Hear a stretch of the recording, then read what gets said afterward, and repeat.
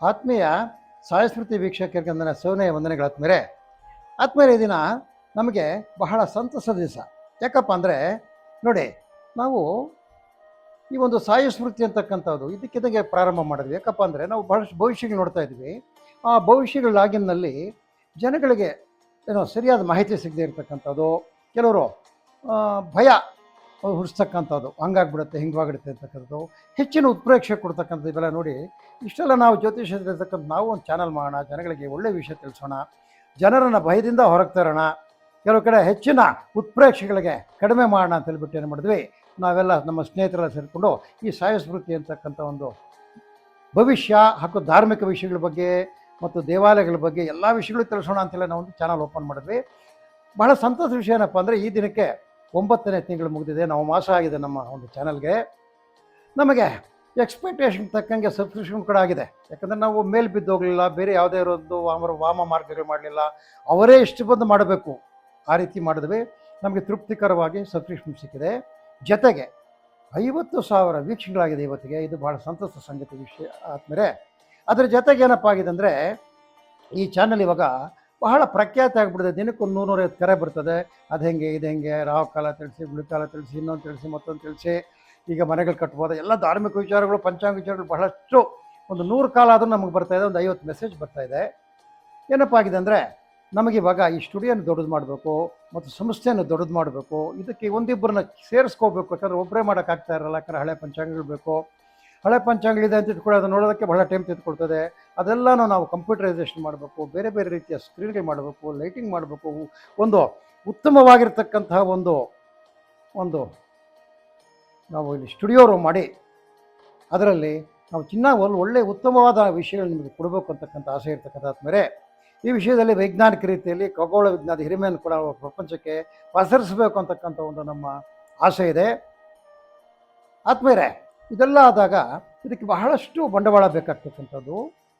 ಎಲ್ಲ ನಿಮಗಾಗಿ ಮಾಡ್ತಕ್ಕಂಥದ್ದೇ, ನಿಮಗಾಗಿ ನಮ್ಮ ಭವಿಷ್ಯ ಜ್ಞಾನನ, ಖಗೋಳ ಜ್ಞಾನನ, ವಿಜ್ಞಾನದ ಜ್ಞಾನನ ಹಂಚ್ತಕ್ಕಂಥದ್ದು, ನಿಮಗೆ ತಿಳಿದೇ ಇರ್ತಕ್ಕಂಥ ತಿಳಿಸ್ತದ್ದು, ಅನುಮಾನಗಳು ಪರಿಹಾರ ಮಾಡ್ತಕ್ಕಂಥದ್ದು ಉದ್ದೇಶ ಆಗಿರೋದು.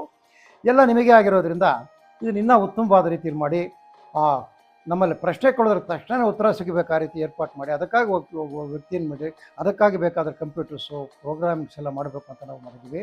ಇದಕ್ಕೆ ಬಹಳ ವೆಚ್ಚ ಆಗ್ತಕ್ಕಂಥದ್ದು. ಆತ್ಮೀಯರು, ನಿಮ್ಮೆಲ್ಲರ ಒಂದು ಪ್ರೀತಿಯಿಂದ ಇದು ಆಗಿರೋದ್ರಿಂದ ತಾವೆಲ್ಲರೂ ನೀವು ಕಿಂಚಿತ್ ಕಿರುಕಾಣಿಕೆ ಏನಾದರೂ ಕೊಟ್ಟು ಈ ಒಂದು ಸಂಸ್ಥೆಯನ್ನು ಬೆಳೆಸಬೇಕು, ನಿಮಗಾಗಿರ್ತಕ್ಕಂಥ ಸಂಸ್ಥೆಯನ್ನು ಬೆಳೆಸಬೇಕಂತೇಳಿ ತಮ್ಮಲ್ಲಿ ಮನವಿ ಮಾಡ್ತೀವಿ, ಕಳಕಳಿಯಾಗಿ ಮನವಿ ಮಾಡ್ತೀವಿ. ಆದ್ಮೇಲೆ ಈ ಒಂದು ವಿಷಯದ ಜೊತೆಯಲ್ಲಿ ಒಂದು ಸ್ಕ್ಯಾನರ್ ಹಾಕಿದ್ದೇವೆ, ಅದೇ ರೀತಿಯಲ್ಲಿ UPI ನಂಬರ್ ಹಾಕಿದ್ದೇವೆ.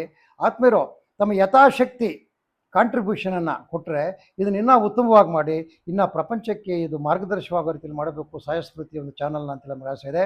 ಆತ್ಮೀಯರು, ದಯವಿಟ್ಟು ನಮ್ಮ ಚಾನಲ್ಗೆ ಪ್ರೋತ್ಸಾಹ ನೀಡಿ, ಇದು ಉತ್ತಮವಾದ ರೀತಿಯಲ್ಲಿ ಇನ್ನೂ ಬೆಳೆಯೋ ರೀತಿ ಸಹಾಯ ಮಾಡಿ, ಅದೇ ರೀತಿಯಲ್ಲಿ ಚಂದಾವನ್ನು ಕೊಟ್ಟು ಸಹಕರಿಸಿ ಅಂತ ತಮ್ಮಲ್ಲಿ ಕಳಕಳಿಯಾಗಿ ಮನವಿ ಮಾಡ್ತೀವಿ.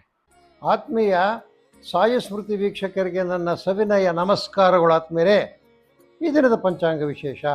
ಈ ದಿನ ಶ್ರೀ ಪರಾಭವನಾಮ ಸಂವತ್ಸರ, ಉತ್ತರಾಯಣ, ಗ್ರೀಷ್ಮ ಋತು, ಮಲಜ್ಯೇಷ್ಠ ಬಹುಳ ಅಷ್ಟಮಿ, ಸೋಮವಾರ, ದಿನಾಂಕ 8/6/2026. ಪಂಚಾಂಗಕ್ಕೆ ಬಂದಾಗ ವಾರ ಬಂದು ಸೋಮವಾರ, ತಿಥಿ ಬಂದು ಅಷ್ಟಮಿ, ರಾತ್ರಿ 9:38 ನಕ್ಷತ್ರ ಬಂದು ಪೂರ್ವಭದ್ರ, ರಾತ್ರಿ 4:44 ಪ್ರೀತಿ ಯೋಗ ಇರ್ತಕ್ಕಂಥದ್ದು, ಪೌಲೋ ಕರ್ಣ ಇರ್ತಕ್ಕಂಥದ್ದು ಇವತ್ತು.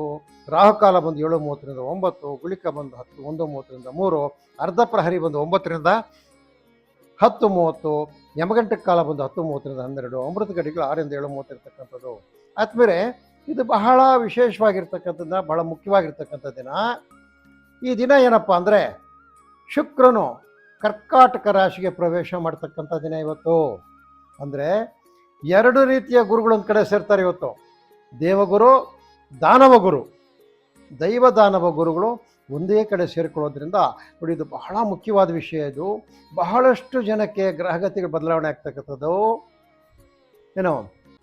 ಗುರು ಅಂತಕ್ಕಂಥವನು ಮಾರ್ಗದರ್ಶಕನು, ಅದರಲ್ಲಿ ದೇವಗುರು ಅಂತಕ್ಕಂಥವನು ಒಳ್ಳೆಯ ಮಾರ್ಗದರ್ಶಕನು.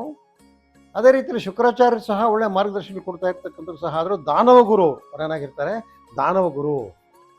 ಇವರಿಬ್ಬರು ಒಂದು ಕಡೆ ಸೇರಿದಾಗ ಏನಪ್ಪ ಆಗ್ತಕ್ಕಂಥದ್ದರೆ ಹಲವು ರಾಶಿಗಳಿಗೆ ಬಹಳ ಒಳ್ಳೆಯದಾಗ್ತದೆ, ಬಹಳ ಕೆಟ್ಟದಾಗ್ತದೆ. ಈ ದಂಪತಿಗಳಲ್ಲಿ ವಿರಸ ಉಂಟಾಗ್ತಕ್ಕಂಥದ್ದು ಈ ಶುಕ್ರನಿಂದ. ಅದೇ ರೀತಿಯಲ್ಲಿ ಇನ್ನೂ ಒಂದು ಮಂತ್ರ ಹೇಳ್ತಾರೆ ಶುಕ್ರನಿಗೆ, ಅನ್ನಾದ ಸ್ಪೃತ್ವರ್ಸಂ ಬ್ರಹ್ಮಣ್ಯಾಪಿಕ್ಷತ್ರಂ ವೃತ್ತೇನ ಸತ್ಯಂ ಇಂದ್ರಿಯಂ ವಿಪಾನಗಂ ಶುಕ್ರಮುಂದಸ.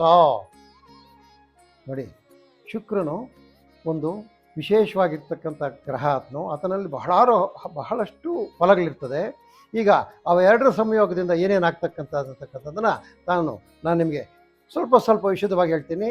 ಮುಂದಿನ ಶುಕ್ರನ ಚಲನೆವರೆಗೂ ಇದು ಇರ್ತದೆ. ಶುಕ್ರನೇ ಜಾಸ್ತಿ ದಿನ ಇರೋದಿಲ್ಲ, ನೆಕ್ಸ್ಟ್ ಮಂತ್ ಚೇಂಜ್ ಆಗಿಬಿಡ್ತಾನೆ. ಇನ್ನು ಮೇಷರಾಶಿಯವರಿಗೆ ನೋಡಿ, ಗುರುಬಲವೂ ಇಲ್ಲ, ಶುಕ್ರನ ಸಹಾಯವೂ ಇಲ್ಲ. ಆದ್ದರಿಂದ ಆದ್ಮೇಲೆ ನಿಮಗೆ ಕೆಲಸಗಳು ಬಹಳ ಕಷ್ಟಕರವಾಗಿರ್ತಕ್ಕಂಥದ್ದು. ನೀವೇನಪ್ಪ ಮಾಡಬೇಕಂದ್ರೆ, ನವಗ್ರಹಗಳ ದೇವಸ್ಥಾನಕ್ಕೆ ಹೋಗಿ ಗುರು ಹಾಗೂ ಶುಕ್ರರಿಗೆ ಇಬ್ಬರಿಗೂ ಪೂಜೆ ಮಾಡಿ, ಗುರುವಿಗೆ ಬಿಳಿ ಹೂವನ್ನು ಅರ್ಪಿಸಿ,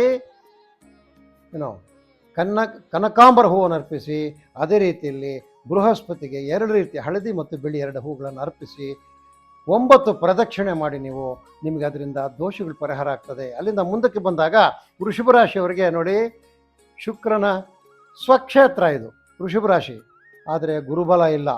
ಈಗ ಈ ವೃಷಭ ರಾಶಿಯವರಿಗೆ ಸ್ವಲ್ಪ ಒಳ್ಳೆಯದಾಗ್ತದೆ. ಯಾಕಂದರೆ ಶುಕ್ರನ ಸಹಾಯದಿಂದ ಆತನ ಸ್ವಕ್ಷೇತ್ರವಾಗಿರೋದ್ರಿಂದ ಗುರುಬಲದ ಒಂದು ತೊಂದರೆ ಕಡಿಮೆ ಆಗ್ತಕ್ಕಂಥದ್ದು.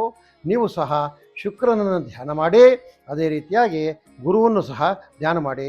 ನಿಮಗೆ ಉಂಟಾಗ್ತಕ್ಕಂಥ ಕೆಟ್ಟ ಫಲಗಳು 5 ತಿಂಗಳು ಕೆಟ್ಟ ಫಲಗಳು, 1 ತಿಂಗಳು ಹೋಗಿ 4 ತಿಂಗಳು ಉತ್ತಮ ಫಲಗಳು ಬರ್ತಕ್ಕಂಥದ್ದು.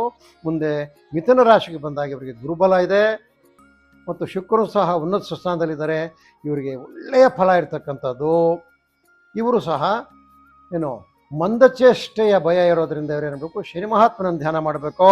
ಅಲ್ಲಿಂದ ಕರ್ಕಾಟಕ ರಾಶಿಗೆ ಬಂದಾಗ ಗುರು ಅಂತಕ್ಕಂಥದ್ದು ಉಚ್ಚ ಕ್ಷೇತ್ರ. ಯಾರಿಗೆ? ಕರ್ಕಾಟಕ ರಾಶಿಯವರಿಗೆ. ಅದು ಇಲ್ಲಿ ಈ ಉಚ್ಚ ಕ್ಷೇತ್ರದಲ್ಲಿ ಶುಕ್ರನು ಸಹ ಹೆಚ್ಚುಗಟ್ಟಲೆ ಕೆಲಸ ಮಾಡೋಕ್ಕಾಗೋದಿಲ್ಲ. ಆದರೂ ಸಹ ಗುರುಬಲ ಕಡಿಮೆ ಇರೋದ್ರಿಂದ ಇವರು ಸಹ ಸ್ವಲ್ಪ ಹುಷಾರಾಗಿರ್ಬೇಕು ಅಂತಕ್ಕಂಥ ವಿಷಯ ಇರ್ತಕ್ಕಂಥದ್ದು. ಅಲ್ಲಿಂದ ಸಿಂಹರಾಶಿಗೆ ಬಂದಾಗ ಗುರುಬಲ ಇಲ್ಲ, ಜೊತೆಗೆ ಶುಕ್ರನು ಉತ್ತಮ ಸ್ಥಾನದಲ್ಲಿರೋದ್ರಿಂದ ಸಿಂಹರಾಶಿಯವರು ಸ್ವಲ್ಪ ಸಮಾಧಾನ ಪಡಬೇಕು. 1 ತಿಂಗಳು ಸಮಾಧಾನವಾಗಿರ್ತೀರಿ ನೀವು. ಇನ್ನು ಕನ್ಯಾ ರಾಶಿಗೆ ಸಂಪೂರ್ಣ ಗುರುಬಲ, 11ನೇ ಸ್ಥಾನದಲ್ಲಿ ಗುರು ಇರ್ತಕ್ಕಂಥದ್ದು. ಈ ಒಂದು ಶುಕ್ರನು ಸಹ ಒಳ್ಳೆಯ ಫಲ ಕೊಡ್ತಕ್ಕಂಥದ್ದು. ಆದ್ದರಿಂದ ಇವರಿಗೆ ಅಧಿಕಂ ಫಲಂ, ಇವರು ಹೆಚ್ಚಿಗೆ ಫಲಗಳು ಸಿಗ್ತಕ್ಕಂಥದ್ದು. ಆದರೂ ಸಹ ಒಂದು ವಿಶೇಷ ತಿಳ್ಕೊಳ್ಬೇಕು, ಇಲ್ಲಿ ಸಾಮಾನ್ಯವಾಗಿ ಪತಿ ಪತ್ನಿಯರಲ್ಲಿ ವಿರಸ ಬರ್ತಕ್ಕಂಥದ್ದು ಕನ್ಯಾ ರಾಶಿಯವರಿಗೆ ಸಾಮಾನ್ಯ ಆಗಿರ್ತಕ್ಕಂಥದ್ದು. ಅದು ಈ 8ನೇ ತಾರೀಕಿಂದ 26ನೇ ತಾರೀಕುವರೆಗೂ ಅವರಲ್ಲಿ ಬಹಳಷ್ಟು ಜನ ಪತಿ ಪತ್ನಿಯರಲ್ಲಿ ವಿರಸ ಇರ್ತಕ್ಕಂಥದ್ದು. ಅದರಿಂದ ಪತಿ ಪತ್ನಿಯರು ಮುಂದೆ ಮೊದಲೇ ಪ್ಲಾನ್ ಮಾಡಿಕೊಂಡು ವಿರಸನ ಕಡಿಮೆ ಮಾಡ್ಕೊಳ್ಳಿ, ಸರಸ ಹೆಚ್ಚಿಗೆ ಮಾಡ್ಕೊಳ್ಳಿ ಅಂತೇಳಿ ವಿನಂತಿ ಮಾಡ್ತೀನಿ. ಅದೇ ರೀತಿಯಲ್ಲಿ ನೀವು ಅಂಗಾರಕನನ್ನು ಪೂಜಿಸಿ. ಇನ್ನು ತುಲಾರಾಶಿಯವರಿಗೆ ಅದು ಗುರುಬಲ ಇಲ್ಲ, ಆದರೆ ಸ್ವಕ್ಷೇತ್ರ ಆತನಿಗೆ, ಯಾರಿಗೆ? ಶುಕ್ರನಿಗೆ. ಆದ್ದರಿಂದ ನಿಮಗಾಗ್ತಕ್ಕಂಥ ಈ ಒಂದು 26ನೇ ತಾರೀಕುವರೆಗೂ ನಿಮಗಾಗ್ತಕ್ಕಂಥ ಗುರುಬಲದ ತೊಂದರೆಗಳು, ಗುರುಬಲವಿಲ್ಲತಕ್ಕಂಥ ತೊಂದರೆಗಳು ಸ್ವಲ್ಪ ನಿವಾರಣೆ ಆಗ್ತಕ್ಕಂಥದ್ದು. ನೀವು ಸಹ ಅಂಗಾರಕನ ಧ್ಯಾನ ಮಾಡಿ. ಅಲ್ಲಿಂದ ಬರ್ತಕ್ಕಂಥದ್ದು ವೃಶ್ಚಿಕ ರಾಶಿಯವರಿಗೆ ಗುರುಬಲ ಇದೆ, ಶುಕ್ರನು ಉನ್ನತ ಸ್ಥಾನದಲ್ಲಿದ್ದಾನೆ. ಹಿಡಿದ ಕಾರ್ಯಗಳೆಲ್ಲವೂ ನಿಮಗೆ ಜಯವನ್ನು ಕೊಡ್ತದೆ.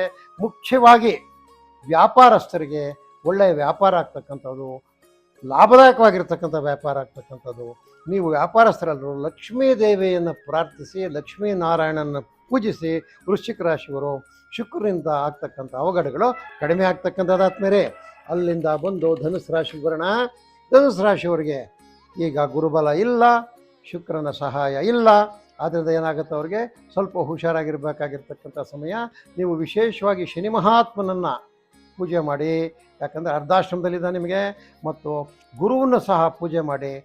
ಒಂದು ಸ್ವಲ್ಪ ದಿನ ಆದಮೇಲೆ ನಿಮಗೂ ಸಹ ಬೇರೆಯವರ ಗ್ರಹಗಳ ಸಹಾಯದಿಂದ ನಿಮಗೂ ಉತ್ತಮವಾಗ್ತಕ್ಕಂಥ ದಿನಗಳು ಬರ್ತದೆ.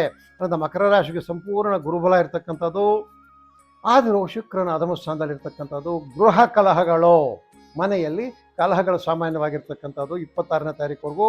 ಅದುವರೆಗೂ ಸ್ವಲ್ಪ ತಾಳ್ಮೆಯಾಗಿರ್ತಕ್ಕಂಥದ್ದು. ನೀವು ವಿಶೇಷವಾಗಿ ಅಂಗಾರಕನನ್ನು ಪೂಜಿಸಿ. ಇನ್ನು ಮುಂದಕ್ಕೆ ಕುಂಭರಾಶಿಯವರಿಗೆ ಗುರುಬಲ ಇಲ್ಲ, ಶುಕ್ರನ ಸಹಾಯವೂ ಇಲ್ಲ, ಬೇರೆ ಯಾವುದೇ ಗ್ರಹಗಳ ಒಂದು ಸಮ್ಮಿಳನವೂ ಇಲ್ಲ. ಆದ್ದರಿಂದ ಇವರೇನಪ್ಪ ಮಾಡಬೇಕಂದ್ರೆ ಬಹಳ ಕುಂಭರಾಶಿಯವರು ಬಹಳ ಹುಷಾರಾಗಿ ಕಾಲ ಹಾಕಿ 26ನೇ ತಾರೀಕು ಆದಮೇಲೆ ಮತ್ತೆ ಗ್ರಹಗಳ ಚಲನೆ ಬೇರೆವಾದಾಗ ಸಹ ಸಹಾಯಕವಾಗಿರ್ತಕ್ಕಂಥದ್ದು ಬರ್ಬೋದು, ಒಳ್ಳೆಯ ದಿನಗಳು ಬರ್ಬೋದು. ಇವಾಗ ಬಹಳ ಹುಷಾರಾಗಿರ್ತಕ್ಕಂಥದ್ದು. ನೀವು ತಪ್ಪದೆ ಸೋಮವಾರ ಶಿವಾಲಯಕ್ಕೆ ಭೇಟಿ ಕೊಟ್ಟು ಶಿವನ ಮೇಲೆ ತ್ರಿದಳಂ ತ್ರಿಗುಣಾಕಾರಂ ತನೇತ್ರಂಚ ತ್ರಯಾಯುಧಂ ಅಂತ ಒಂದು ಬಿಲ್ವಪತ್ರೆಯನ್ನು ಅರ್ಪಿಸಿ ನಿಮಗೆ ಒಳ್ಳೆಯದಾಗ್ತಕ್ಕಂಥದ್ದು, ಎಲ್ಲ ಸರಿ ಹೋಗ್ತದೆ. ಅಲ್ಲಿಂದ ಮೀನರಾಶಿಗೆ ಬಂದಾಗ ಇವರು ಗುರುಬಲ ಇದೆ, ಆ ಶುಕ್ರನಿಗೆ ಉಚ್ಚಕ್ಷೇತ್ರ. ಅಬ್ಬಬ್ಬ ಎಷ್ಟು ಒಳ್ಳೆ ಜನ ಅಂದರೆ ಇವರಿಗೆ, ಒಳ್ಳೆ ದಿನಗಳಂದರೆ ಇವರಿಗೆ ಯಾರಿಗೆ, ಈ ಮೀನರಾಶಿಯವ್ರಿಗೆ. ಹತ್ತು ಕಡೆ ಗುರುವೂ ಚೆನ್ನಾಗಿದ್ದಾನೆ, ಶುಕ್ರನೂ ಚೆನ್ನಾಗಿದ್ದಾನೆ, ಎಲ್ಲ ಚೆನ್ನಾಗಿರೋದ್ರಿಂದ ನಿಮಗೆ ಭಾಳ ಒಳ್ಳೆಯದಾಗ್ತದೆ. ಭಾಳ ಹುಷಾರಾಗಿ ಈ ಸಮಯದಲ್ಲಿ ನೀವು 26ನೇ ತಾರೀಕು ಅಧಿಕಸ್ಯ ಅಧಿಕಂ ಫಲಂ, ಒಳ್ಳೆ ಫಲಗಳು ಬರ್ತದೆ, ನಿಮಗೆಲ್ಲನೂ ಒಳ್ಳೆಯದಾಗ್ತದೆ. ನೀವು ಸಹ ಗುರು ಧ್ಯಾನ ಮಾಡಿ, ನಿಮಗೆ ಇನ್ನೂ ಒಳ್ಳೆಯದಾಗ್ತಕ್ಕಂಥದ್ದು.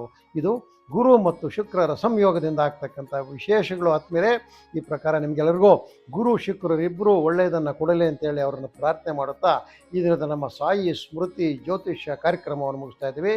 ಆದಮೇಲೆ ನಮ್ಮ ಚಾನಲ್ ಲೈಕ್ ಮಾಡಿ, ಅದೇ ರೀತಿಯಲ್ಲಿ ಸಬ್ಸ್ಕ್ರೈಬ್ ಮಾಡಿ, ಶೇರ್ ಮಾಡಿ. ವಿಶೇಷವಾಗಿ ನಿಮಗೆ ಬರ್ತಕ್ಕಂಥ ಯಾವುದೇ ಅನುಮಾನಗಳು ನಮ್ಮಲ್ಲಿ ಕಾಮೆಂಟ್ ಮುಖಾಂತರ ತಿಳಿಸಿ ಅಥವಾ ಕಾಲ್ ಮಾಡಿ ತಿಳಿಸಿ, ಅದಕ್ಕೆ ನಾವು ಸೂಕ್ತವಾಗಿರ್ತಕ್ಕಂಥ ಉತ್ತರಗಳನ್ನು ತಿಳಿಸ್ತೀವಿ ಅಂತ ಹೇಳುತ್ತಾ ಈ ದಿನದ ಸಾಯಿ ಸ್ಮೃತಿ ಕಾರ್ಯಕ್ರಮವನ್ನು ಮುಗಿಸ್ತಾ ಇದ್ದೀವಿ. ಜೈ ಶ್ರೀರಾಮ್.